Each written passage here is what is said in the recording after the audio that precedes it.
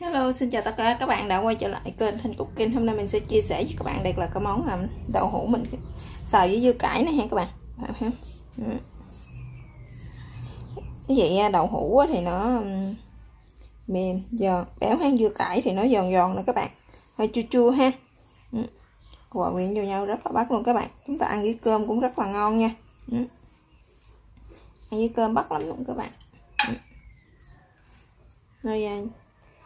Hơi chua chua nè ha, hơi ngọt ngọt nè, nó hơi mặn mặn nè các bạn.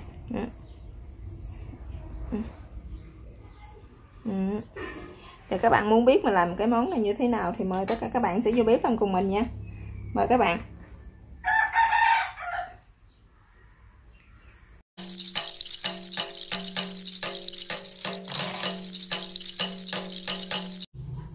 Chào tất cả mọi người, hôm nay mình sẽ chia sẻ với mọi người cái món làm đậu hũ mình xào với dưa cải ha.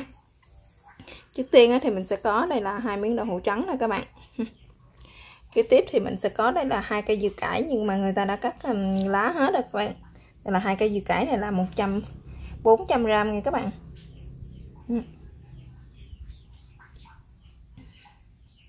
Tiếp theo thì mình sẽ có đây là nửa củ hành tây ha.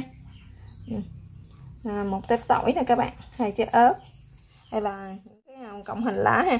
Các bạn nào mình thuần chay không có sử dụng hành với tỏi thì các bạn có thể thay thế bằng hành bô rô nha. Tiếp theo gia vị thì chúng ta sẽ có đây là muối nè, bột ngọt nè, đường với lại nước tương các bạn. Rồi bây giờ mời tất cả các bạn sẽ vào bếp cùng mình nha. Mời các bạn.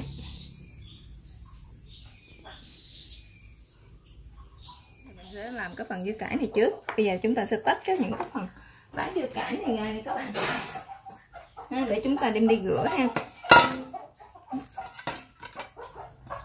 Các bạn rửa những cái phần nè nó còn đóng dơ như thế này nè các bạn, mình sẽ tách hết ra. Các bạn rửa cho thiệt sạch nha.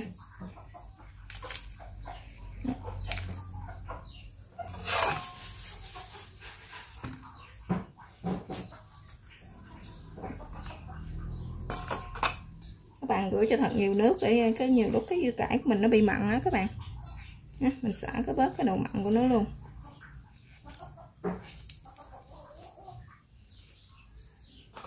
Giờ dưa cải mình đã rửa sạch rồi nè các bạn. Bây giờ chúng ta sẽ xắt nó ra.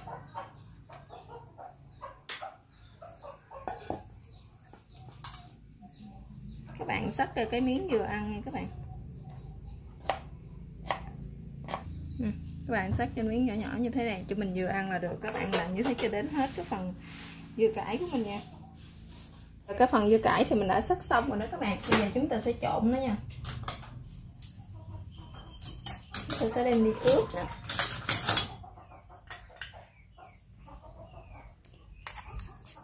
Bạn ướp một xíu bột ngọt ha.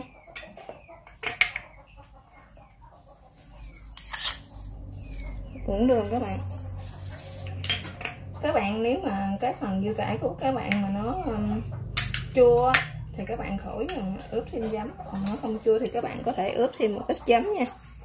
Bây giờ mình sẽ ướp thêm một ít giấm đó các bạn. Bây giờ mình sẽ cho vô đây 1 muỗng giấm.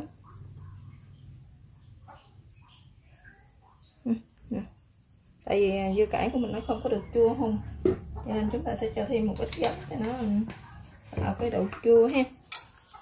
Nó hơi chua chua các bạn, mình sẽ ăn nó ngon hơn nha. Rồi bây giờ thì chúng ta đã ướp xong thì chúng ta sẽ để đây cho nó thấm các bạn. Rồi chúng ta sẽ đi nha bằng tủ ha. Chúng ta sẽ đi cắt đậu hũ để chúng ta chiên nha các bạn.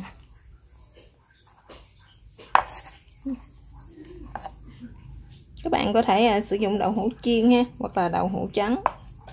Mình thì mình thích đậu hũ trắng cho mình sẽ sử dụng đậu hũ trắng. Mình cắt ra làm tư các bạn để chúng ta dễ chiên hơn nha.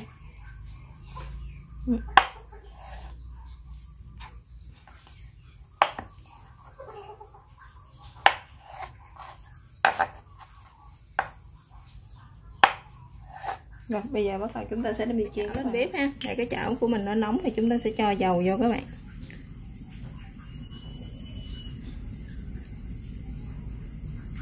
Các các bạn cho hơi nhiều dầu xíu nha, để chúng ta chiên cho nó mau ha.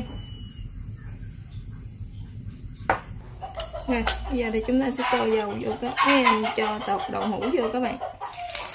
Chúng ta chiên nha. Các bạn chiên như mình nhìn mình thì nó vàng hết hai mặt nha các bạn.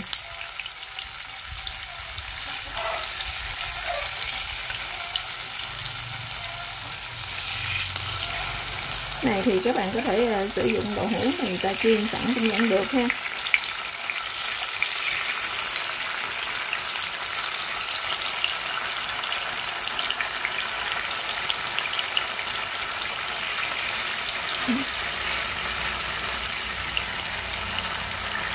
Là đợi đậu hũ của mình nó vàng ha, mình sẽ đi bằm tỏi nè các bạn.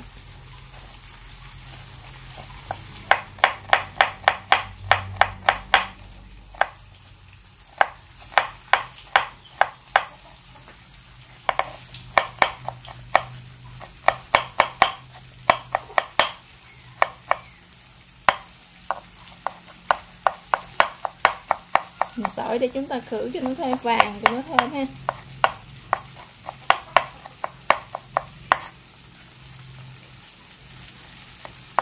Rồi tỏi giờ thì mình đã là bằm xong rồi đó các bạn, mình không cần phải bằm cho nó quá nhuyễn ha. Tiếp theo thì chúng ta sẽ đi cắt cái phần hành tây nè các bạn. Các bạn cắt ra múi cao nha.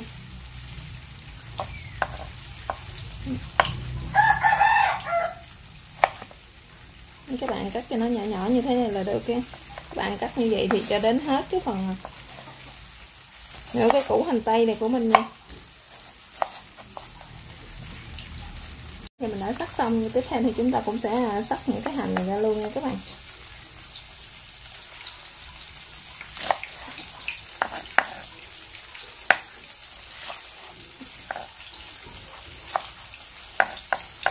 Những cái cọng hành này thì chúng ta sắc nó hơi bự một xíu các bạn.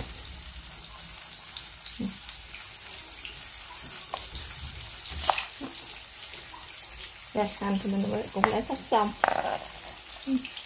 Thì tiếp theo thì ớt thì chúng ta cũng cắt ra luôn các bạn.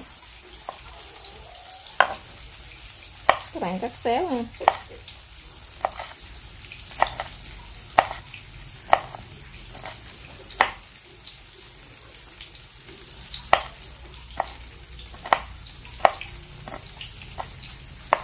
Rồi, bây giờ thì ớt nè, lấy lại tỏi ớt rồi ha, thì đậu hũ của mình nó đã vàng rồi nè các bạn, nó vàng một bên này nè.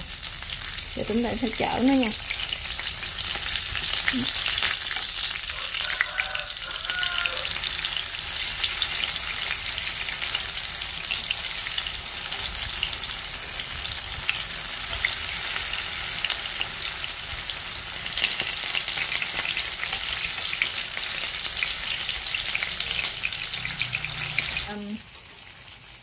Đậu hũ của mình nó đã vàng hết rồi mặt rồi nè các bạn. Đây. Bây giờ chúng ta sẽ gấp nó ra nè.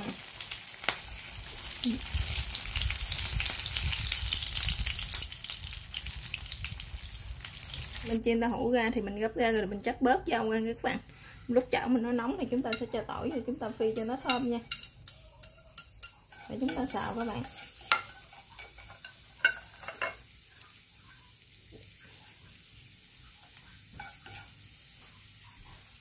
Cái chảo tỏi của chúng ta nó đã vàng và thơm thì chúng ta sẽ cho cái phần dưa cải này vô nè các bạn. Chúng ta hồi nãy ướp mà với lại giấm đường á ha. Vậy chúng ta sẽ cho nó vô xào trước các bạn. Các bạn xào khoảng chừng 5 phút vậy đó. Rồi chúng ta sẽ nêm nếm lại nha. Rồi chúng ta để đậu hũ vô thì chúng ta sẽ nêm nếm lại. Đậu hũ của chúng ta đã nguội nha các bạn, thì chúng ta sẽ cắt nó ra nha. Các bạn cắt ra thì tùy ý các bạn ha. Các bạn muốn cắt như thế nào cũng vẫn được.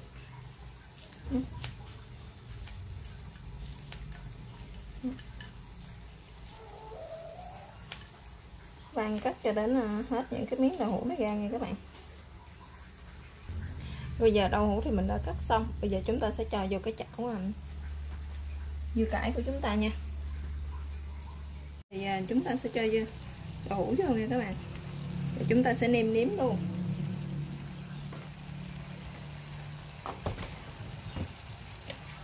Trước tiên thì chúng ta sẽ cho nước tương vào ha.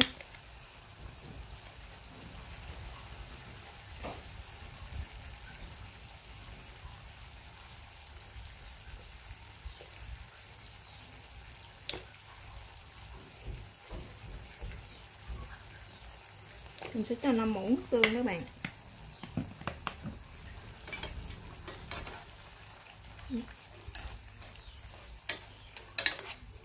Các bạn xào nó lên nha, để mình nêm nó lại coi nó như thế nào nha các bạn.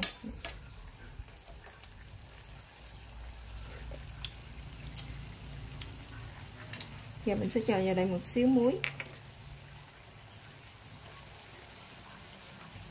Bạn cho ít thôi nha, một tí xíu thôi là được rồi. Đường thì các bạn sẽ cho vào đây 1 muỗng nữa ha, 1 muỗng đường nữa các bạn. Rồi giờ chúng ta sẽ kho cho nó kẹo lại ha, cho nó sệt lại, khô lại nha các bạn, là được ha. Lát nữa chúng ta sẽ kho cho nó khô lại đi, rồi có nêm lại coi nó như thế nào, nó vừa ăn hay không nha các bạn. Sắp nước khô cạn rồi nè các bạn, còn nước hơi sền sệt ha, thì chúng ta hãy nêm lại nó coi như thế nào nha. Cái gì nữa như thế này của mình thì đã vừa, còn khẩu vị gia đình các bạn như thế nào thì các bạn có thể gia giảm gia vị theo tùy ý của mỗi gia đình ha. Vị của nó thì nó hơi mặn nha các bạn. Cuối cùng thì chúng ta sẽ cho hành tây vô các bạn, chúng ta xào sơ ha, khoảng chừng 3 phút là chúng ta sẽ tắt bếp nha các bạn.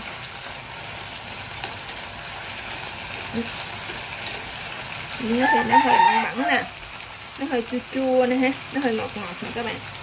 Wow, vị nhìn là rất là hấp dẫn nha các bạn ơi. Củ hành tây thì cũng chúng ta thay giờ nó đã vừa chín thì cho các bạn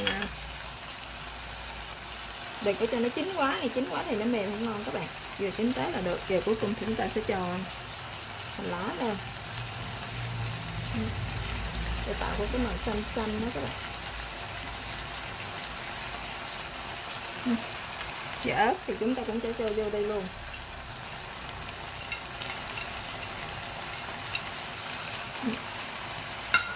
Rồi các bạn trộn đều nó lên nha.